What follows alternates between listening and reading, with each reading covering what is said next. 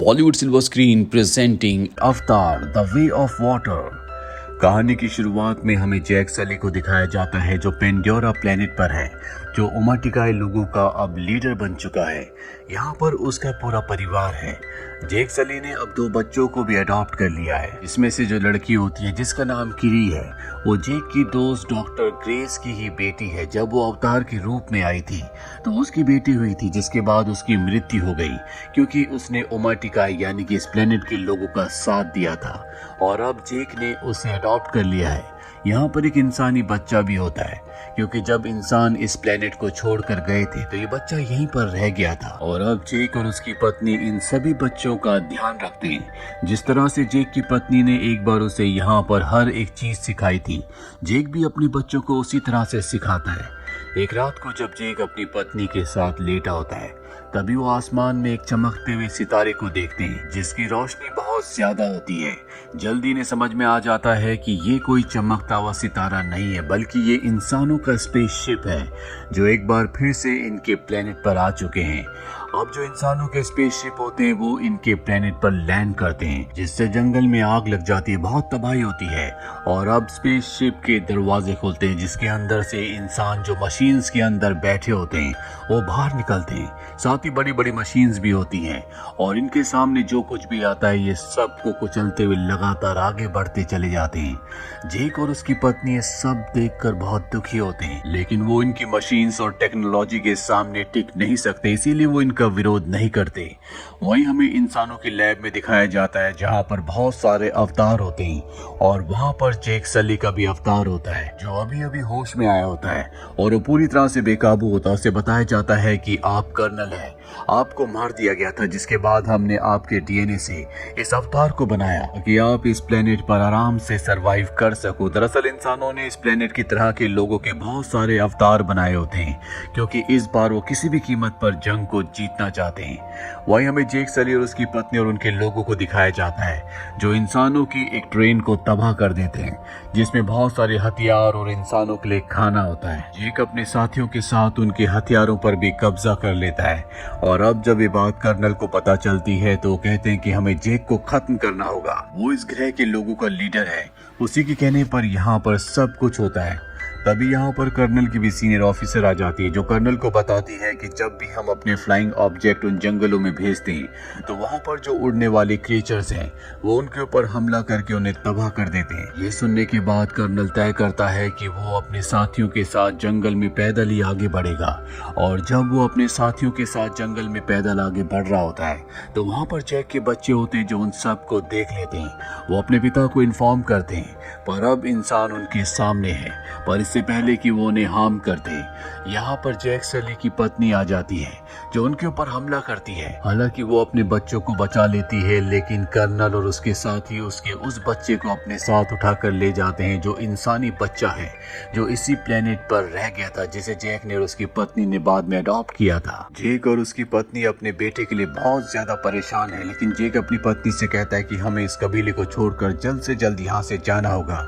जो वो अवतार था वो कर्नल का था जिसके इंसानी रूप को मैंने मारा था, और अगर हम यहाँ से नहीं गए तो मेरी वजह से वो हमारे साथ साथ हमारे पूरे कबीले को भी खत्म कर देगा, इसीलिए हमें यहाँ से छोड़कर जाना होगा। जैक की पत्नी को भी जैक की बात समझ में आ जाती है, इसीलिए जैक अपने पूरे परिवार को उड़ने वाले क्रॉन्स पर लेकर यहाँ से निकल जाता है।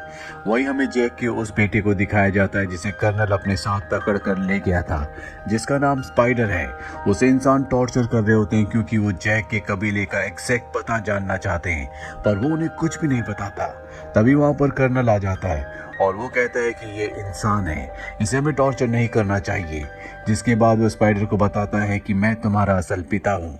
पिछली बार जब मैं इस ग्रह पर आया था तो मैं तुम्हें यहाँ पर छोड़कर चला गया था, जो मेरी गलती थी, पर अब मैं ऐसा नहीं करूँगा, मैं तुम्हें अपने साथ वापस ले जाऊँगा। ये सुनने के बाद स्पाइडर कर्नल की बात मान जाता है वहीं जैक सली को दिखाया जाता है जो अपने पूरे परिवार के साथ पानी में रहने वाले इस ग्रह के लोगों के पास पहुंचते हैं जो इनसे थोड़ा सा अलग होते हैं।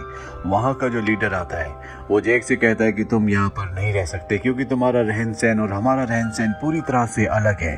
हम पानी में रहते हैं और तुम जंगल में। जैक लीडर को समझाता है कि इस वक्त मुझे तुम्हारी मदद की जरूरत है, मेरे परिवार की जान खतरे में है, हमें यहाँ पर कुछ वक्त रहने की इजाजत दे दी जाए। जिसके बाद जैक और उसके परिवार को यहाँ पर रहने की इजाजत मिल जाती है, लेकिन इन्हें पानी में रहना नहीं आता और ना ही यहाँ के रहने वाले लोग इन्हें पसंद करते हैं। अगली सुबह दिखाया जाता है जहाँ पर जैक की बेटी किरी को यहाँ के बच्चे परेशान कर रहे होते हैं और तभी यहाँ पर जैक के दोनों बेटे आ जाते हैं जो उस परेशान करने वाले बच्चे को बुरी तरह से मारते हैं। जैक यहाँ पर आ जाता है और अपने बेटे को डांटता है कि तुम्हें उन बच्चों के साथ लड़ाई झगड़ा नहीं करना चाहिए था, वो यहाँ के लीडर का बेटा है, इसीलिए तुम्हें उससे माफी मांगनी होगी।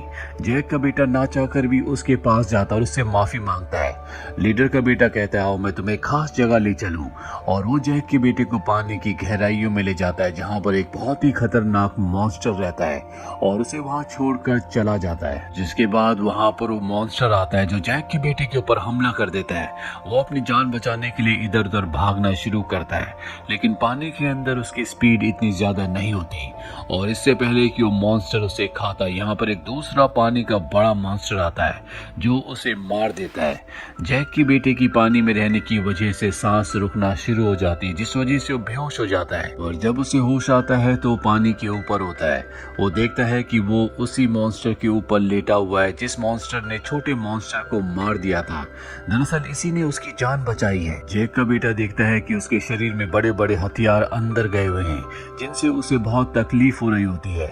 जैक का बेटा उन हथियारों को निकाल देता है जिसके बाद ये मॉन्स्टर जैक के बेटे को किनारे पर छोड़ आता है। वहीं लीडर को पता चल जाता है कि उसके बेटे ने जैक के बेटे को पानी की गहराइयों में मॉन्स्टर के पास छोड़ा था, इसीलिए वो अपने बेटे को सजा देना चाहता है। और जैक का बेटा उसे बचाने के लिए झूठ बोल देता है कि ये मेरा आइडिया था, मैं ही गहरे पानी में जाना चाहता था। ये सुनने के बाद लीडर के बेटे को बहुत शर्मिंदगी महसूस होती है क्योंकि वो उसे मरने के लिए वहां पर छोड़ आया था जबकि उसने उसे बचा लिया। और अब जैक का बेटा भी यहाँ के बच्चों का अच्छा दोस्त बन जाता है। जिसके बाद वो उन सबको बताता है कि पानी के बड़े वाले मॉन्स्टर ने मेरी जान बचाई, लेकिन उस पर कोई भी विश्वास नहीं करता। जैक का बेटा एक बार फिर से उसी मॉन्स्टर के पास जाता है जहाँ पर वो उसके साथ बहुत एंजॉय करता है। वहीं हमें कर्नल को दिखाया जाता है जो जैक को ढूंढ रहा है। वो किसी भी तरह से उसे ढूंढकर उससे बदला लेना चाहता है, लेकिन उसे नहीं पता कि जैक अपने परिवार के साथ कहां चला गया। और कर्नल ने जैक के अडॉप्टेड बेटे स्पाइडर की मदद से यहाँ के कल्चर के बारे में बहुत कुछ सीख लिया होता है। साथ ही अब वो इकरान के यानी कि उड़ने वाले पक्षी के ऊपर भी बैठकर फ्लाई कर सकता है, जिस पर बैठकर वो स्पाइडर के साथ एक आइलैंड पर पहुंचता है। वहाँ के लोगों को ये बंदी बना लेते हैं और उनसे पूछते हैं क्या तुमने जैक को देखा। वो जैक की फोटो भी उन्हें दिखाता है, लेकिन वो बताते हैं कि हमने इस शक्ल के किसी भी नाविक को यहाँ पर नहीं देखा। कर्नल को इससे गुस्सा आता है और वो वहाँ के पानी की क्रिएचर को मार देता है जिससे स्पाइडर को बहुत बुरा लगता है। वो कहता है ये सिर्फ मछली पकड़ने वाले नावी हैं, इन्हें कुछ नहीं पता। कर्नल उन लोगों से पूछना बंद कर देता है, लेकिन इस जगह को जलाकर वो निकल जाता है। इसके बाद वो कई और कबीलों के पास जाता है पर उसे किसी भी कबीले से कोई भी इंफॉर्मेशन नहीं मिलती। वो कई नावी लोगों को मार देता है और अब जब इस समंदर के रास्ते जा रहे होते हैं तभी इनके सामने समंदर का एक बहुत बड़ा क्रिएचर जो अपने बच्चे के साथ तैर रहा होता है वो आता है। ये उसके ऊपर हमला करके उसे मार देते हैं, जिसके बाद ये उस क्रिएचर के मुंह के अंदर जाते हैं जहां से उसके दिमाग से ये एक लिक्विड निकालते हैं और ये लिक्विड इतना ताकतवर होता है जो भी इंसान इसे अपनी बॉडी में इंजेक्ट करेगा या पिएगा उसकी उम्र बहुत आराम से बढ़ेगी, यानी कि वो बहुत ज्यादा सालों तक जिंदा रहेगा और अर्थ पर इसकी जो कीमत होगी वो करोड़ों डॉलर्स में होगी। अब ये सब के सब लोग यहाँ से चले जाते हैं।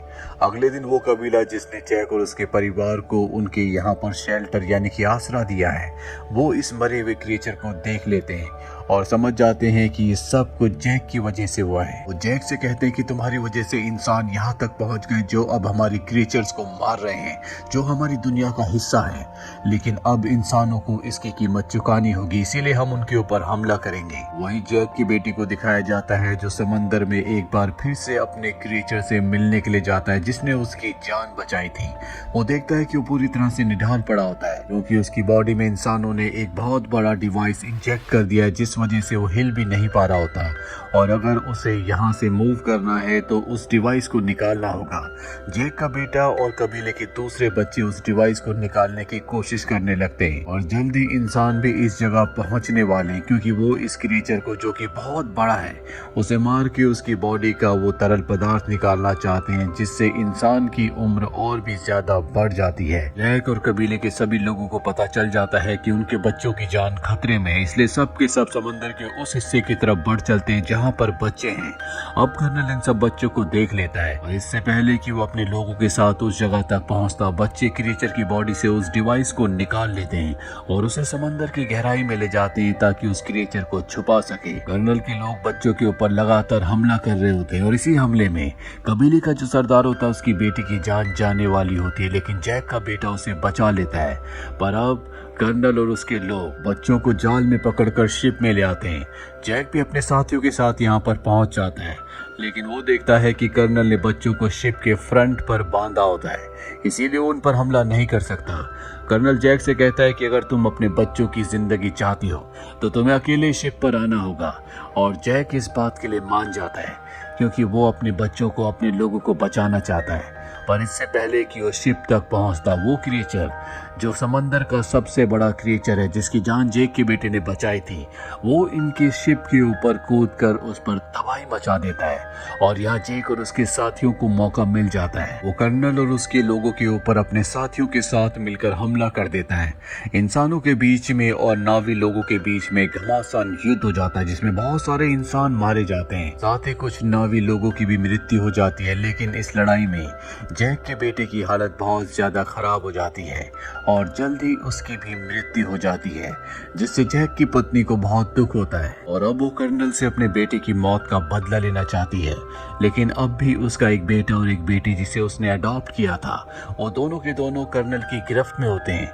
जैक अपने बच्चों को बचाने के लिए जाता है। कर्नल जानता है कि जैक यहाँ पर आएगा, इसीलिए उसने उसे मारने के सारे इंतजाम किए होते हैं, लेकिन जैक एक ब्लास्ट करता है जिसमें काफी सारे लोग मारे जाते हैं, जिसके बाद वो खुद कर्नल के शिप पर आ जाता है। यहाँ पर जैक की पत्नी भी आ जाती है जो कर्नल के कई लोगों को मार देती है। और अब जब कर्नल देखता है कि उसकी हार हो रही है, उसके लोग मारे जा रहे हैं, तो वो जैक की बेटी की गर्दन पर चाकू रखकर सबको हथियार डालने के लिए कहता है। पर इससे पहले कि सब हथियार डालते, जैक की पत्नी कर्नल के बेटे स्पाइडर, जिसे बचपन से उन्होंने ही पाला था, उसकी गर्दन पर चाकू रखती है और कहती है कि मेरी बेटी को छोड़ दो। कर्नल स्पाइडर को बचाने के लिए उसे छोड़ देता है, जिसके बाद जैक और कर्नल के बीच में एक भयानक फाइट होती है और इस फाइट में कर्नल को पानी में गिरा देता है। कर्नल जब पानी में डूब रहा होता है तभी वहाँ पर स्पाइडर आता है, उसे पानी से बाहर निकाल देता है, क्योंकि उसने भी उसकी जान बचाने के लिए जैक की बेटी को, यानी कि उसी की बहन को छोड़ दिया था। कर्नल चाहता है कि स्पाइडर उसके साथ रहे, उसके साथ चले,